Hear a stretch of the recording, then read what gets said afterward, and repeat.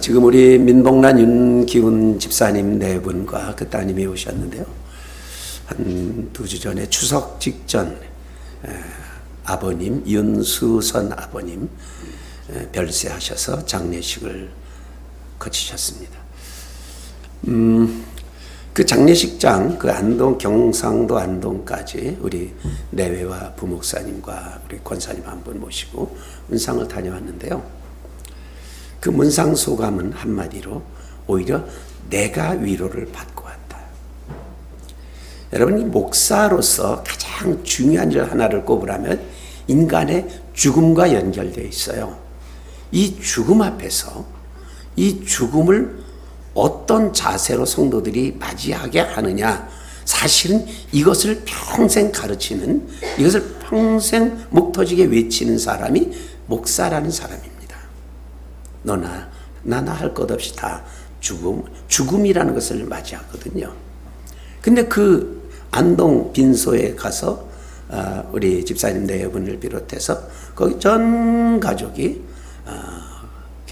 장례식 예배에 함께하고 멀리서 온 목사의 인도에 따라서 거기 낯선 가족들이 다 함께 수그리고 찬송을 부르고 함께 기도하고 서로 손을 잡고 위로하고 되게 깊은 위로를 서로 주고받으면서 참 이 고인이 되시고 이제 하나님의 품에 안기신 그분을 또 잠시 추억하고 이렇게 돌아오는 길이 상당히 흐뭇했어요. 자, 그렇게 깊은 위로를 전하고 또 딱 일주일 지난 목요일 또 저는 여러분이 알지 못하는 한 목사님, 어르신 목사님의 빈소에 다녀왔습니다. 우리 중국노회 그 동료 목사님 한 분의 장인 어르신인데, 그 장인 어르신, 돌아가신 92세의 장인 어르신이 이제 별세하셨다는 거죠. 경기도 광주시라고 하는 그곳에 밤중에 달려서 위로를 했는데요. 역시나 큰 위로를 제가 받았습니다. 그 어르신께서 92세에 돌아가시기 얼마 전, 한두 달 전인가까지 운동을 하셨다는 거예요. 근육 운동. 이게 사람이 90연세가 넘게 되면 이렇게 다 그 근육이라고 하는 것들이 다 이제 빠지게 되는데, 아니 이제 곧 돌아가실 것을 다 아시는 어르신께서 왜 근육 운동을 하기 위해서, 근육을 키우기 위해서 운동을 하셨을까? 알고 봤더니 의학적인 이유였어요. 이 어르신께서 유언을 남기셨는데 전부 내 시신을 이렇게 연세대학교 거기에 기증을 해서 해부용으로, 실험용으로 완전히 사용하게 했다오. 자, 그런데 우리 이 상식이 참 거기까지 못 갔는데요. 이게 근육이, 사람이 노쇠해서 근육이 하나도 없이 빠지게 되면 이 교재로, 세부용 교재로 쓸 수가 없답니다. 기증이 불가능해진다는 거죠. 그래서 어찌든지 이 육체의 생명이 끝나면 이 끝난 이 육체도 뭔가 이게 쓰임 받기 위해서 열심히 근육을 살리는 운동을 하셨다는 거예요. 결국 그 병원 측하고 이렇게 연결을 해보니까 아버님이 이제 세상을 떠나셔도 이 근육이 이렇게 측정을 해본 결과 해부용으로 기증이 가능하다. 그래서 안심하고 별세 하셨다는 거예요. 근데 별세하시기 또 직전에 내가 세상을 떠나거든 너희들은 목사님, 어느 목사님 모셔서 장례 집회 하도록 하고, 어느 목사님은 설교하시고, 어느 목사님은 축도하시고, 그리고 예배 인도는 이렇게 내 장례 예배를 해다오. 정말 목사님다우신 그런 치밀한 별세 준비를 하셨다는 거죠. 심지어는 이 설교하신 목사님께는 얼마 드려라, 축도하신 분에게는 또 얼마 드려라, 또 이렇게 이런 것까지 아주 디테일하게 이렇게 완벽하게 준비를 하시고 하나님 나라에 드셨다는 거예요. 그래서 저는 그렇게 생각했어요. 제가 생각하는 이 상식선에서 호상이란 말을 자주 쓰죠. 뭐 꼭 돌아가셔야 되겠는데 정말 안 돌아가시고 막 이러다가 돌아가셨다 하면 그걸 호상이라고 사람들이 흔히 말하는데 저는 그 말을 상당히 거부합니다.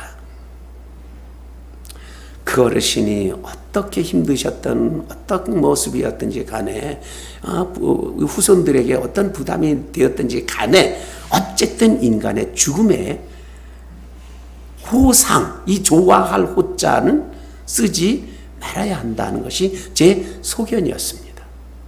근데 그 목사님 어르신의 그런 모습을 보고 돌아오는 길에 만약에 호상이라는 말을 쓰려면 그저 이런 경우에나 써야 되겠구나 하는 생각을 하게 된 거죠. 죽음이라는 단어 앞에서 과연 어떻게 이런 용기와 담담한 아주 냉철한 지성적 판단이 오는 것일까요? 바로 그 대답을 오늘 고혜순 권사님께서 읽어주신 에스겔 37장의 말씀이 그 대답을 들려주고 있습니다. 우리가 성경을 창세기부터 계시록까지 보면요, 이 문장이 다양해요. 어떤 거는 시, 어떤 거는 노래, 어떤 거는 동화, 어떤 거는 소설. 그런데 그 가운데 여러분 SF라고 아십니까? 환상. 이 땅에서는 일어날 수 없는 일들을 SF물이라고 하죠. 뭐 저기 멀리 있는 우주에 뭐 어떤 사람이 지구에 내려서 어쩌고 저쩌고 또 뭐 2030년 그 굉장한 미래 사람들이 미리 이쪽에 와서 어쩌고 저쩌고 하는 이런 거를 SF물이라고 하죠. 환상. 근데 이 성경 에스겔서는 바로 SF물입니다.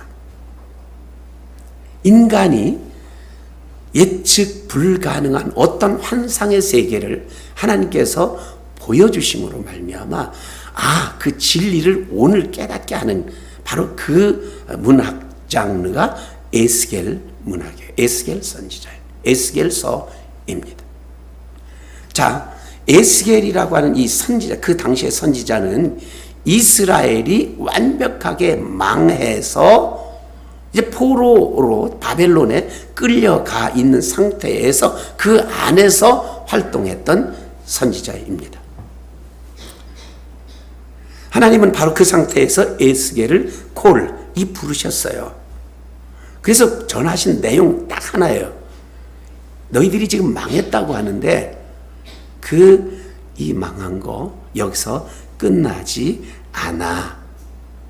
언젠간 너희가 회복되어서 돌아갈 거야. 이런 내용을 에스겔의 환상을 통해서 가르쳐 주신 내용이죠. 오늘 말씀이 바로 그런 내용이에요. 에스겔이 있는데 하나님께서 에스겔의 환상 속에서 어느 골짜기로 데려가십니다. 그 골짜기에 도착해 보니까 어마어마한 그 골짜기에는 까맣게 이 해골들이 인간의 죽은 그 뼈들이 드글드글 쫙 깔려있는 환상을 보신 거예요. 보여주신 거예요. 하나님이 에스겔 그 선지자에게 물으셨어요. 야, 너 잘 봐. 얘네들 이 뼈들이 다시 살 것 같냐? 하나님이 좀 짓궂으시죠? 응? 너 한번 대답해봐. 이런 저 드글거리는 뼈들이 살겠니? 못 살겠니? 여러분에게 그렇게 물으셨다면 여러분 뭐라고 대답하죠? 이 에스겔이 참 지혜로운 대답을 해요. 모르겠는데요. 하나님 아시잖아요. 하나님은 아시겠지요. 여기 아주 명답이에요. 얘 살아납니다. 만약에 이랬다면 너 뭘 믿고 까불어? 너 뭘 믿고 얘네들 산다 그래? 이러잖아요. 증명이 없잖아요. 못 삽니다. 이거 말도 안 됩니다. 그러면은 야 인마 너 하나님을 뭘로 보는 거야? 뭐 또 이럴 거 아니에요. 그러니까 잘 모르겠습니다. 하나님이 아십니다. 이 명답을 들으신 하나님께서 그래 너 이 뼈들에 대해서 이렇게 말해. 어떻게 말하느냐면 야 우리 하나님 이 뼈들아 잘 들어라. 우리 하나님이 말씀하시는데 니네들 다 살아날 거래. 그 살아나는데 이 뼈에 힘줄 근육이 붙고 살점이 붙고 피부가 쫙 쌓여져서 사람이 될 거란다. 그리고 생기가 들어가서 숨쉬게 될 거란다. 너희들 살아난디야. 이렇게 말해봐. 여러분 같아도 하나님이 그렇게 말씀하시니까 당연히 그렇게 하겠죠. 에스겔이 그렇게 했다는 거예요. 환상에서. 하나님이 시키시는 대로, 야 마른 뼈들아 잘 들어. 우리 하나님이 그러시는데 너희들이 살아난대. 힘줄이 돋고 살점이 붙고 피부가 싹 덮여서 생기가 들어가서 살아난대. 알겠어? 자, 그랬더니 정말로 그 마른 뼈들이 뚜그닥 그런데 이 삐걱삐걱 소리를 내더니 이렇게 저렇게 사람의 모양을 촉촉 갖추더니 그 다음에 힘줄이 생기고 살이 붙고 피부가 쫙 붙어서 딱 있는데 하나 마른 뼈가 발전해서 시체 덩어리가 됐다는 거예요. 아직 숨이 안 통하니까. 인간의 몸은요, 육체가 있고 혼이 있고 영이 있습니다. 그래야지 온전한 사람인 거예요. 그러니까 육체만 있는 것은 그건 살덩어리, 이게 시체 덩어리인 거예요. 그래서 아직은 시체 덩어리인 이 상태가 된 여기에다 하나님이 또 다시 말씀하시는 거죠. 야 에스겔 이리 와봐. 너 얘네들 지금 그냥 이렇게 살덩어리 시체 덩어리잖아. 얘네들 내비둬. 이제는 얘네들 속에 들어가서 활동해야 될 영혼, 이 영혼 생기, 여기 성경에는 생기라고 되어 있어요. 이 생기를 불러라. 걔네들을 불러서 이 시체 덩어리에게 들어가라. 이렇게 명령해봐. 그럼 얘네들 정말로 사람이 될 거야. 그래서 이 살덩어리들을 내버려 둔 채로 그렇게 했다는 거예요. 야 생기들아 어딨냐? 우리 하나님이 말씀하시는데 이 몸덩어리들한테 들어가라고 하신다. 생기야 들어와라. 그쪽으로 들어가라. 명을 했습니다. 그랬더니 과연 이제 시체덩어리 같던 이 살덩어리들이 숨을 쉬는가 하더니 툭툭 털고 일어나 쭉 일어섰는데 오늘 성경 말씀엔 극히 큰 군대더라. 시체들이 전부 다 남자였는지 아마 그 시대에는 모든 문장이 그냥 남성형으로 쓰여졌기 때문에 그랬겠죠. 어쨌든 그만큼 튼튼하고 그리고 좋은 아주 건강한 사람들이 일어나더라. 그 환상입니다. 그런데 오늘의 말씀은 그것이 다가 아니에요. 죽은 사람이 이 해골뼈들이 뭉쳐서 다시 사람이 돼서 생명체가 되었다. 이게 끝이 아닙니다. 그 다음의 말이 아주 중요합니다. 하나님께서는 이 에스겔에게 왜 내가 너에게 이 환상을 보여주는지 그 이유를 말해주겠다. 그 이유가 11, 12, 13, 14절에 있어요. 하나님의 해석이 이런 겁니다. 자, 11절 말씀 다 같이 저와 읽겠습니다. 시작. 또 내게 이르시되 인자야 이 뼈들은 이스라엘 온 족속이라. 그들이 이르기를 우리의 뼈들이 말랐고 우리의 소망이 없어졌으니 우리는 다 멸절되었다 하느니라. 아멘. 자, 이게 이스라엘의 현실이라는 거예요. 자, 너희들 망했지. 망해서 지금 바벨론에 와 있지. 이것은 완전히 왕도 죽고 다 포로로 사로잡혀 그때는 이제 이스라엘은 없어졌다. 사람으로 치면 해골바가지다. 지금 너희들 이렇게 생각하지? 그게 아니야. 너희들 죽은 거 아니야. 아니 죽었어도 살아날 수 있다. 이것을 지금 말씀하시려는 거죠. 12절에 하나님이 계속 이렇게 말씀하십니다. 시작. 그러므로 너는 대언하여 그들에게 이르기를 주 여호와께서 이같이 말씀하시기를 내 백성들아 내가 너희 무덤을 열고 너희로 거기서 나오게 하고 이스라엘 땅으로 들어가게 하리라. 아멘. 바로 그거야. 아니야. 내가 너희를 다시 이스라엘에 들어가게 하겠다. 너희가 지금 무덤이라고 생각하는 이 바벨론, 이것을 열겠다. 너희들이 죽었다고 생각하는 그 상태를 살려주겠다. 그리고 다시 힘찬 군대처럼 이스라엘에 들어가게 하겠다. 하나님의 강력한 의지였습니다. 13절과 14절은 왜 그렇게 하시는지, 왜 그럼 그들을 살려주시고 왜 그렇게 돌려보내게 하려는지의 이유를 13, 14절이 말하고 있어요. 함께 읽겠습니다. 시작. 내 백성들아, 내가 너희 무덤을 열고 너희로 거기에서 나오게 한즉 너희는 내가 여호와인 줄 알리라. 내가 또 내 영을 너희 속에 두어 너희가 살아나게 하고 내가 또 너희를 너희 고국 땅에 두리니 나 여호와가 이 일을 말하고 이룬 줄을 너희가 알리라. 여호와의 말씀이니라. 아멘. 너희가 이스라엘에 들어가서 내가 여호와인 줄을 알리라. 하나님께서 이스라엘 민족을 살리신 이유, 해골 바가지와 같은 완벽하게 멸절되고 소망이 전혀 없는 상태에서 열어서 다시 살려서 고국으로 보내신 그 큰 이유는 단순히 살려서 이스라엘 제국이라는 거 하나, 이스라엘 왕국이라는 거 하나 만들어 세우려는 의도가 아니라 그들에게 나 하나님, 나 여호와가 너희들의 신, 진정한 너희들의 여호와인 줄 알게 하려는 의도였습니다. 이 마른 뼈들은 망해버린 이스라엘인데 하나님이 살리신다. 이렇게 다시 살아난 이스라엘 백성은 여호와가 자신들의 하나님이라는 걸 뚜렷이 알게 될 것이다. 그것이었습니다.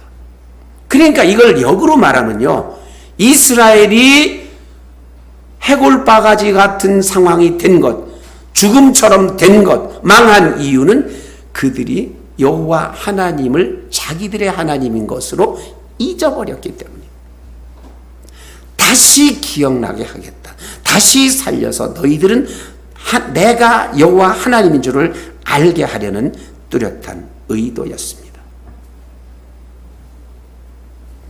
어제 저녁 제가 이 집무실, 제 당회실에서 제 일을 보고 있을 때 늦은막한 시간인데도 저 로비에서 부시럭 거는 소리가 나요.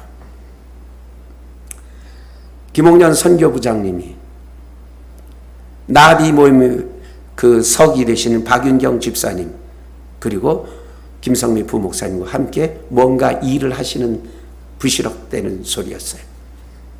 이제 잠시 예배 후에 여러분에게 나눠드릴 선물도 포장하는데 그 선물의 이야기가 아니라 여러분들이 적어낸 전도 대상자 이름들을 작업하는 소리였습니다. 부지런히 스티커를 제작해서 붙이고 이근형 밑에 뭐 이흥세, 뭐 김수기, 또 뭐 이은수, 뭐 이런 이름들을 쓰면서 자신들의 전도 대상자의 이름 써낸 것을 취합을 해서 그것을 아주 사람들이 보기 좋게 예쁘게 어떤 판에다 제작을 해서 붙이는 작업이었습니다.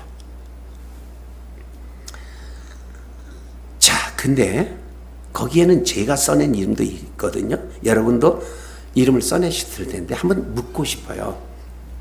여러분은 그때 어떤 마음이셨습니까? 그 이름들을 쓰실 때.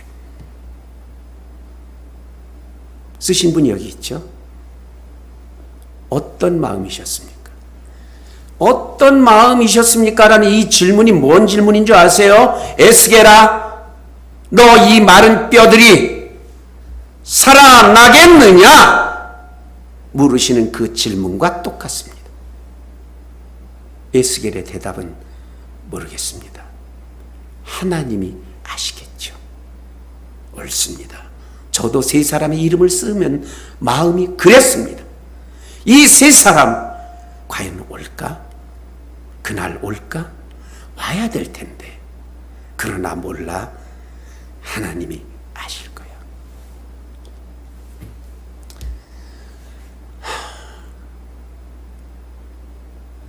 여러분, 그런데 에스겔의 결과가 어떻게 됐습니까?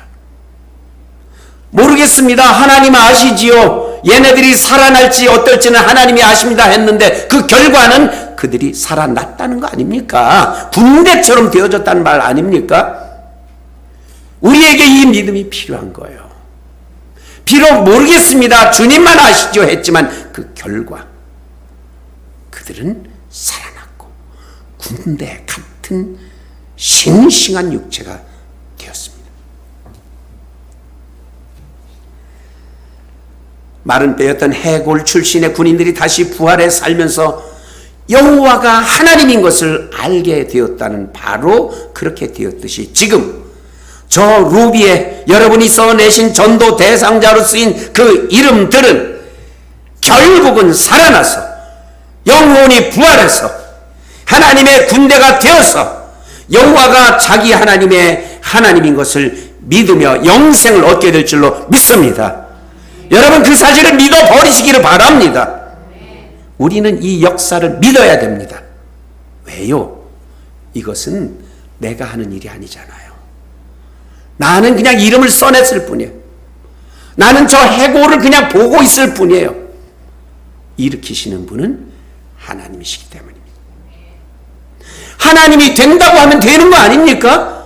너 말해. 쟤네들은 야 하나님이 그러는데 너 일어난대. 너 생명이 된대. 너 하나님을 알게 된대 하면 그러면 됐다는 거 하잖아요.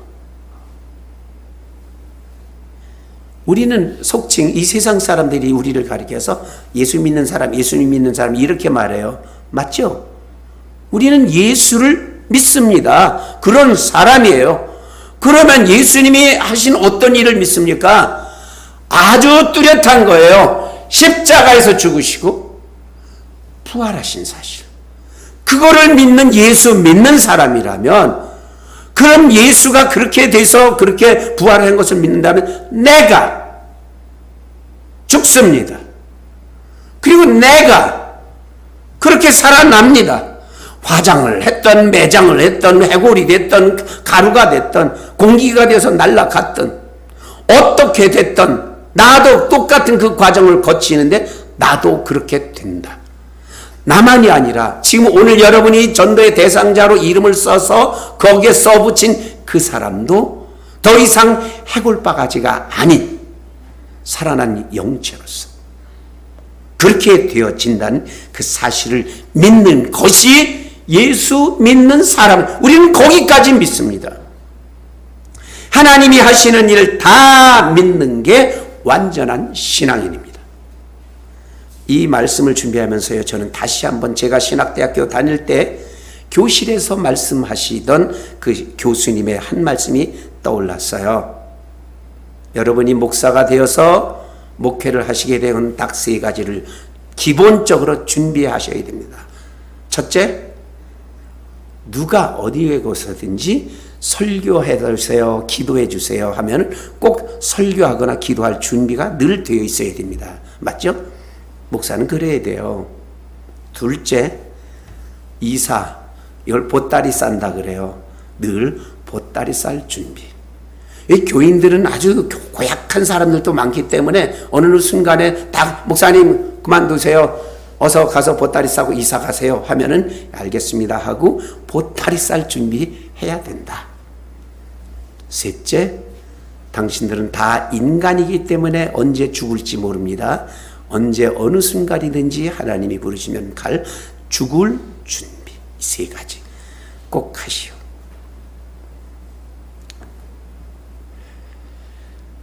이 준비는 늘 어떻게 할 수 있겠습니까? 하나님께서 주시는 영감이 있을 때 이 모든 것이 가능해요.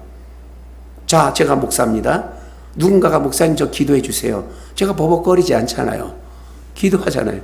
아, 여기서 무슨 말씀해 주세요. 그럼 오늘은 성경 들춰서 말씀해 왔죠? 이거 하나님의 영이 시키시니까 그 준비되어 있는 거예요, 늘. 저는 그래도 감사하게도 여러분이 목사님 보따리 싸주세요. 이제 끝났습니다. 하고선 저 그렇게 안 했잖아요. 28년 동안 목회하면서 그런 일 한 번도 그래도 감사하게 없었기 때문에 저는 그냥 여기서 보따리 안 싸고 그냥 이렇게 살아왔어요. 그게 감사할 뿐이에요. 그러나 늘 준비는 하고 있었습니다. 언제 어떻게 될지 모르니까요. 세 번째, 죽음의 준비도 마찬가지예요. 태어나는 순서는 있지만 죽는 순서는 결정된 게 아닙니다.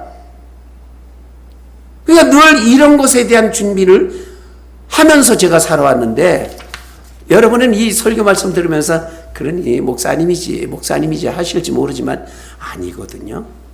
여러분의 이야기입니다.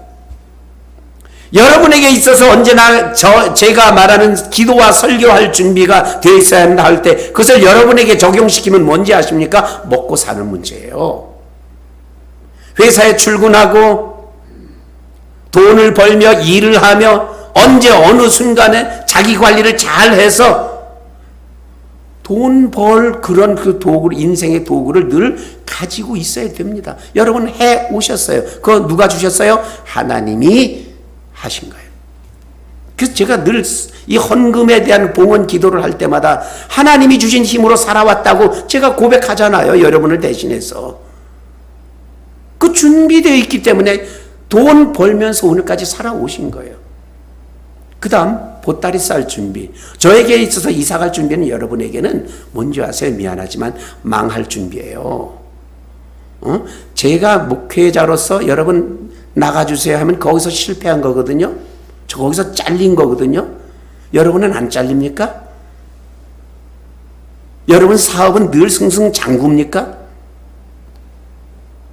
여러분의 직장은 늘 든든한 거예요? 아닐 수도 있는 거예요. 그 아닐 수도 있는 상황도 늘 하나님의 영이 붙드셔서 오늘까지 여러분은 이 자리에, 그 자리에 그냥 그렇게 살아오셨다는 말씀입니다. 죽을 준비 마찬가지죠. 그건 여러분이나 저나 똑같습니다. 하나님이 함께 하시고 하나님의 영이 우리를 붙드시고 함께 하실 때 이것은 분명히 얼마든지 할 수 있는 현실이에요. 그래서 우리 윤기훈 집사님 아버님의 장례식이나 92세에 돌아가신 목사님의 죽음에 대한 준비가 그렇게 귀하게 저에게 다가왔던 것이죠. 하나님이 이 영혼을 이렇게 군대처럼 다시 살리실 것이다라는 믿음의 준비가 바로 그것이었습니다. 오늘 읽은 말씀이 바로 그런 준비에 대한 구체적인 용기를 주시는 내용이었습니다. 오늘 아침에도요, 제가 일어나서 이렇게 현관문을 쫙 열면은 우리 집 2층에 문을 쫙 열면 쫙 펼쳐지는 해바라기 5송이가 아주 해맑은 얼굴로 저와 딱 마주쳐요. 제가 그것을 지난 봄에 심었어요. 일부러 거기다 심었어요. 요놈들이 이제 8월 중하순 혹은 9월쯤 되면 쫙 피겠지. 한 달 동안은 쫙 나랑 눈인사를 늘 하겠지. 그걸 딱 제가 계획을 하고 심었어요. 왜 심었게요? 여러분 3주만 있으면 제가 우리 충북노회의 부노회장이 되느냐 아니냐가 결정납니다. 투표해요. 바로 그것을 준비했습니다.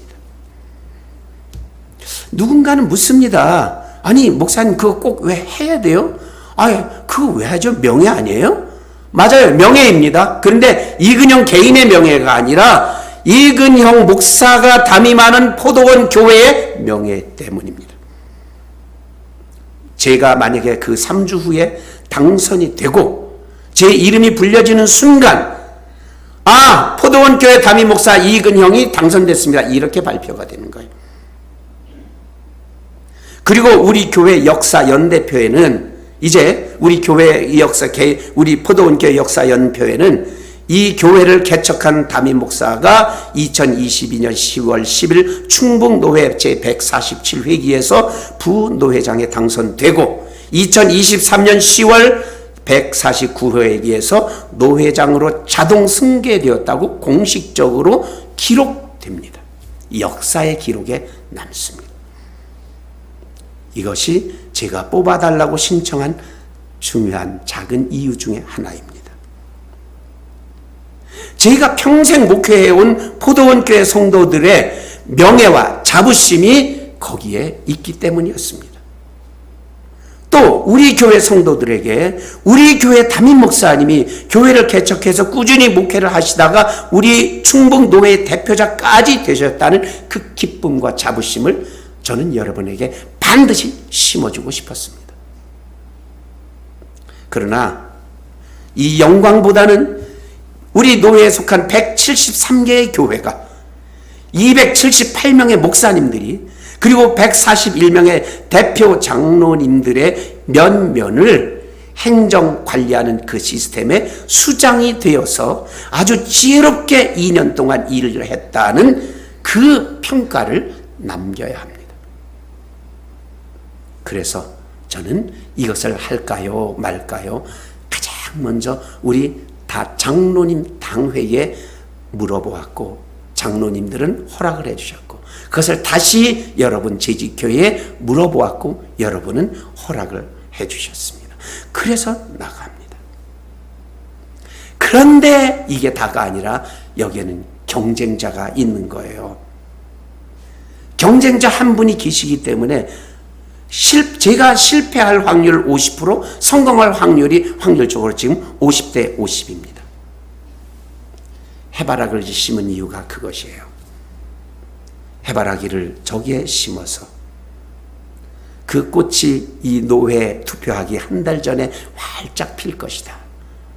그리고 임박해서 일어날 때마다 그 해바라기를 보면서 힘을 얻고 또 기분 좋은 마음으로 하루하루를 또 출발하고 싶었던 것입니다.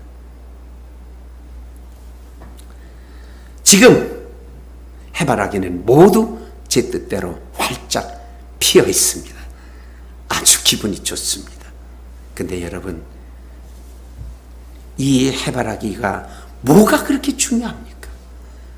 한순간의 기분일 뿐가 아니에요. 해바라기는 인간이 심으면 그 자리에 존재하는 것뿐이에요. 그리고 뽑으면 그냥 없어지는 거고요. 위치가 안 좋아서 쟤를 저쪽에서 옮겨 심자 하면 그냥 옮겨집니다. 여러분 잘 들으세요. 하나님 앞에서 우리 인간의 모습이 이렇다는 겁니다. 여러분의 가정이 죽음과 같습니까? 해골 같은 경제입니까? 영혼이 말라 죽은 것 같습니까? 가정의 문제가 해골입니까? 살아날 가망은 아주 없습니까? 하나님이 살리시면 여러분 살아납니다. 해바라기를 그 자리에 심으면 거기서 나는 것처럼 하나님이 우리를 그렇게 어여쁘게 관리하시고 하나님이 여러분의 삶을 어루만지시면 그대로 되는 겁니다. 지금 아무리 힘든 현실 속에 있다 할지라도 여러분 살아납니다. 여러분은 빛을 발할 때가 있습니다.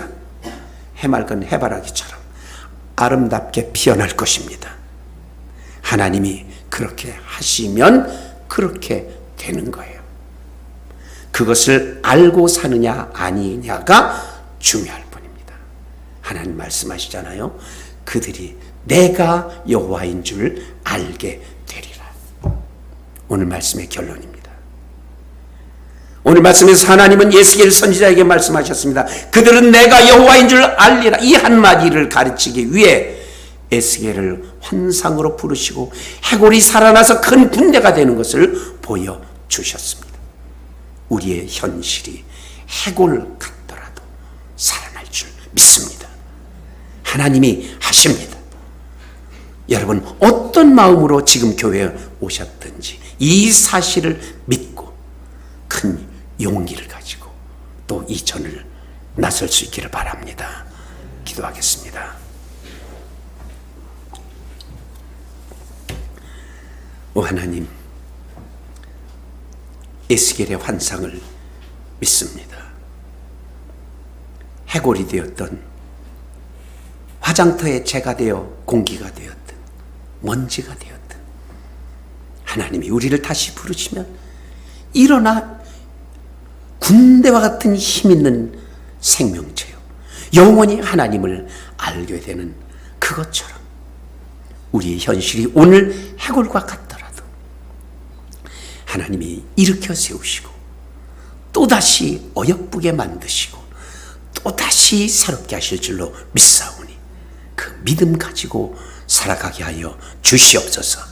예수님 이름으로 기도드리옵나이다. 아멘.